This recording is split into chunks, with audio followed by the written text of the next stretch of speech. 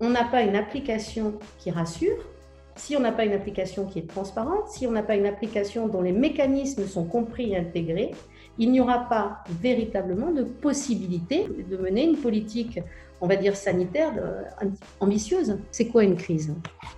Eh bien, en matière de données, je vais vous donner un exemple. Aux États-Unis, la collecte et le traitement des données, généralement, c'est autorisé, sauf si la loi l'interdit.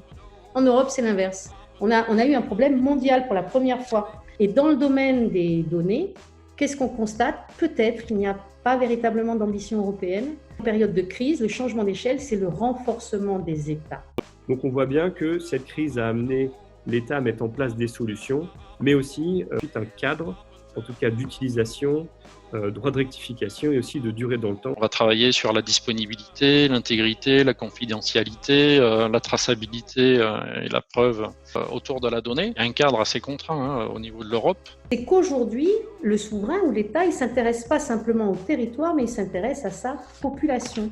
La problématique de la donnée personnelle, ce n'est pas simplement tout ce qui est identifiant, c'est que ça permet, c'est une approche par la corrélation, c'est-à-dire ça permet de prévoir des comportements. Qu'est-ce qu'on va faire ? Qu'est-ce qu'on va penser ? La donnée, elle a une valeur, mais elle a aussi, je dirais, une qualité, une confiance. Accroché à la valeur, on se doit, notamment pour la transparence, de savoir qui a fourni la donnée, comment elle est arrivée là, je dirais, à partir de quel algorithme, quel calcul elle a été élaborée. Le 22 mai a eu lieu la publication qui décrédibilisait l'utilisation de l'hydrochloroquine. En creusant, donc, certains chercheurs ont pu voir que, notamment en Australie, le nombre de décès qui avaient été déclarés était faux, que l'usage de la chloroquine avait été utilisé dans l'étude et non pas de l'hydrochloroquine.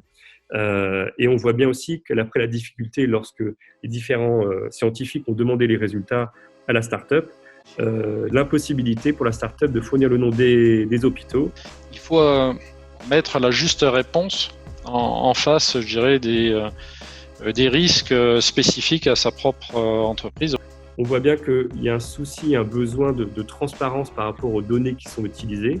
C'est des mesures défensives et puis c'est aussi une stratégie d'entreprise. Le plus important, c'est d'arriver à cartographier les données de l'entreprise et surtout les données sensibles, celles sur lesquelles gérer une fuite, une perte de données va arriver, vont avoir le plus d'impact. On va travailler sur des anti-malware avancés, sur de l'analyse comportementale, de l'analyse de réputation. On va renforcer l'authentification avec du multifacteur, on va travailler sur les alertes, l'analyse, les logs, les bastions, les SOC. Ce qu'elle nous a appris la crise, eh bien peut-être de ne pas faire confiance à des gros opérateurs mondialisés, etc., que cette dépendance au numérique et aux États-Unis et à la Chine, etc., devait peut-être, pour les dirigeants et aux États, de réfléchir à des solutions locales plus souples, peut-être moins exposées aux risques, qui offrent des alternatives de qualité.